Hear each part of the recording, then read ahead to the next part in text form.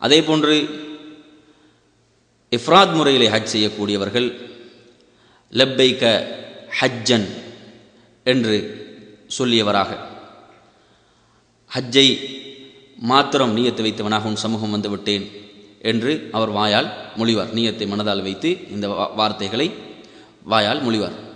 எனவே நறுமை சகோதரர்களே, இந்த அடிப்படையில் தான் நியத்தை ஒருவர் அமைத்து கொள்ள வேண்டும்.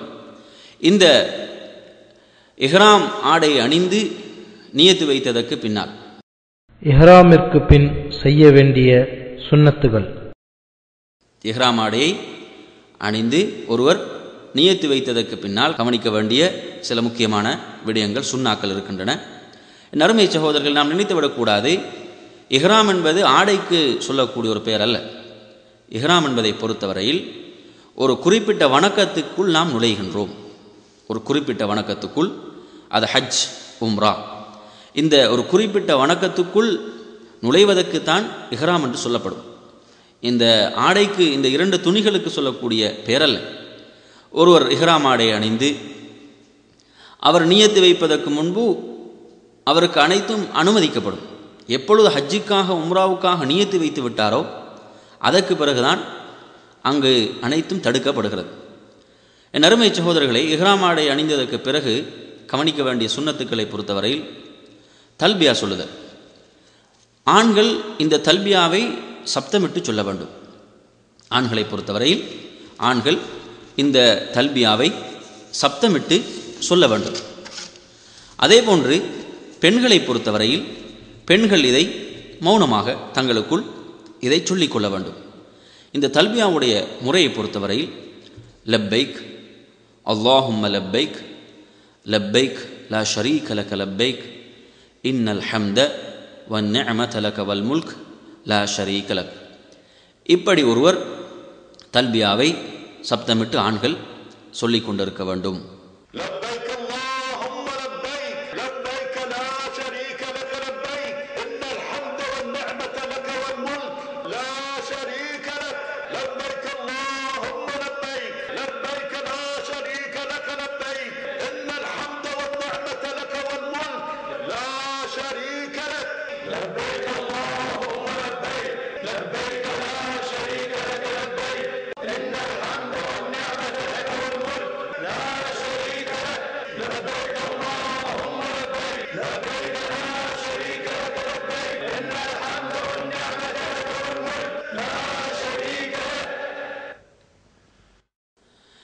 இந்த தல்பியாவினுடைய சிறப்பை நாம் பார்ப்போம் என்று சொன்னால், திருமிதியில் ஒரு ஹதீஸ் பதிவாக இருக்கிறது.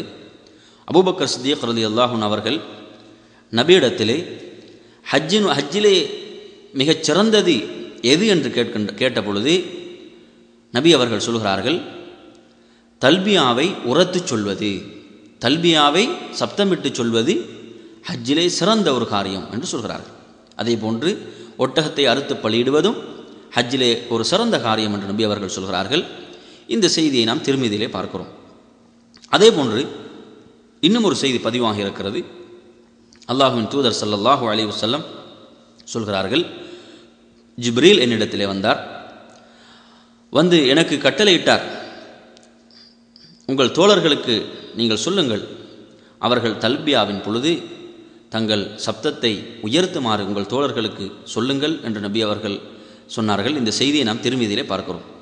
எனவே இந்த அடிப்படையிலே தல்பியாவை ஆண்கள் சப்தமிட்டு சொல்ல வேண்டும். லப்பைக் அல்லாஹும்ம லப்பைக் லப்பைக் லா ஷரீக லக லப்பைக் இன்னல் ஹம்த வன் நிஅமத லக வல் முல்க் லா ஷரீக லக். நாயனே, உன் அழைப்பை ஏற்று வந்துவிட்டேன். நாயனே, உன் அழைப்பை ஏற்று உன் சமூகம் வந்துவிட்டேன். நாயனே, உனக்கு நிகராக எவரும் இல்லை, உனக்கு இணையாக எதுவும் இல்லை. நாயனே, உன்னிடமே வந்துவிட்டேன். நிச்சயமாக புகழ், அருள், ஆட்சி அனைத்தும் உனக்கே உரியன, உனக்கு யாதொரு இணையும் இல்லை. இப்படி ஒருவர் தல்பியாவை தொடர்ச்சியாக சொல்லிக்கொண்டே இருக்க வேண்டும். தல்பியாவை தொடர்ச்சியாக தவாஃபை ஆரம்பிக்கின்ற வரை ஒருவர் தல்பியாவை சொல்லிக்கொண்டே இருக்க வேண்டும். இது ஒருவர் எஹ்ராமுடைய ஆடை அணிந்ததற்கு பிறகு கவனிக்க வேண்டிய முக்கியமான ஒரு சுன்னாவாக இருக்கின்றது. அதே போன்று இஹ்ராமுக்கு பிறகு செய்ய வேண்டிய சுன்னத்துக்களில் ஹஜருல் அஸ்வத் கல்லை முத்தமிடுதல்.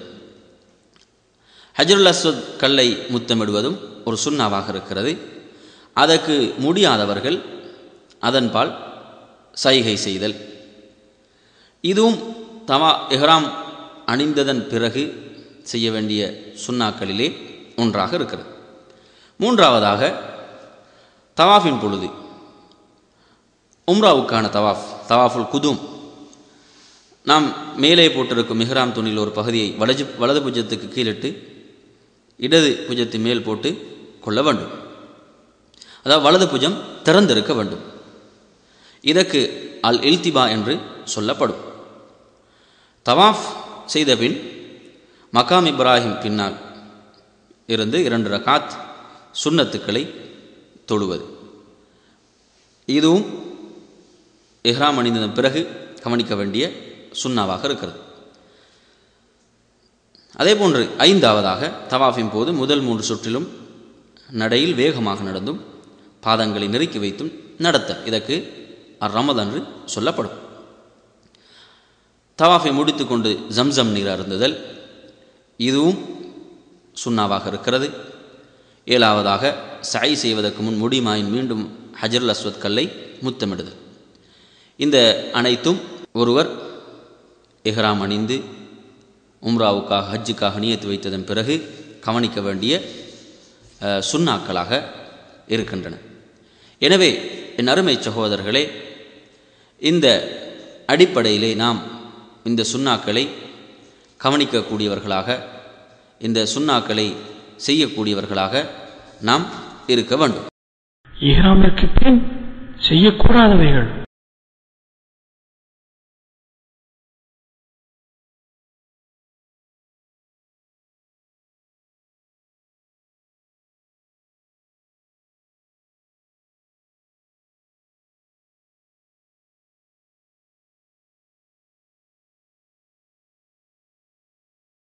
அடுத்ததாக நாம் கவனிக்க வேண்டியவை என்னவென்றால், இஹ்ராம் அணிந்து நியத்து வைத்ததன் பின் தடுக்கப்பட்டவைகள் மீசை களைதல், அதே போன்று தலைமுடிகளை வெட்டுதல், நகங்களை வெட்டுதல்,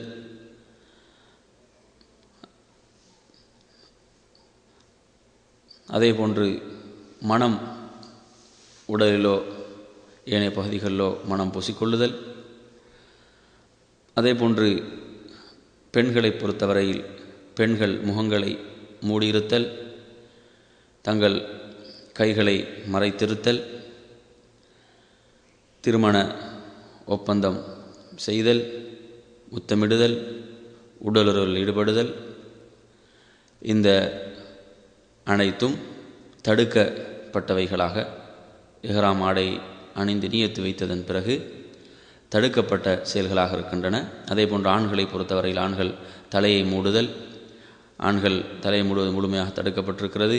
குடை, அதே போன்று வாகனம், தங்கள் பொதிகளை சுமப்பதன் மூலம் ஏற்படுகின்ற அந்த மறைத்தல் தடுக்கப்பட்டதல்ல. மாறாக ஆடைகள் மூலமாக, தொப்பி அல்லது இஹ்ராம் ஆடை இவைகள் மூலமாக தலையை மூடுவது தடுக்கப்பட்டிருக்கிறது. அதே போன்று ஆண்களை பொறுத்தவரையில் தைத்த ஆடைகள் அணிவது தடுக்கப்பட்டிருக்கிறது. தலையை மறைத்தல், அதே போன்று உள்ள ஆடைகளை அணிதல், பெனியன் போன்றவைகள் இவைகளை அணிதல், இந்த அனைத்தும் தடுக்கப்பட்டதாக. அதே போன்று தங்கள் கரண்டை கால் உட்பட அனைத்தும் மறைக்கப்பட்ட விதத்தில் அணிதல், செருப்பு, அதே போன்று மோதிரம், கை கடிகாரம், இவைகள் பெல்ட் போன்றவைகள் அனுமதிக்கப்பட்டவைகளாக இருக்கின்றன. அவைகள் தடையில்லை. அதே போன்று இஹ்ராம் ஆடையிலே ஏதாவது அழுக்குகள் படிந்திருக்கும் என்று சொன்னால் அதற்கு மாற்றமாக வேறொரு இஹ்ராம் துணியை மாற்றிக்கொள்வதில் எந்த தடையும் இல்லை. எனவே இந்த அடிப்படையிலே நாம் இஹ்ராமுக்கு பிறகு தடுக்கப்பட்டவைகளை செய்யாமல் நாம் இருக்க வேண்டும். அதே போன்று வேட்டையாடுதல் தடுக்கப்பட்டதாக இருக்கிறது. அதே போன்று அந்த புனிதமிக்க எல்லையில் அங்கு இருக்கக்கூடிய புல்லுகளை களைதல், அதே போன்று மரங்களுடைய அதே போன்று கொத்துக்களை வெட்டுதல், இப்படியானவைகள் அனைத்தும் தடுக்கப்பட்ட காரியங்களாக இருக்கின்றன.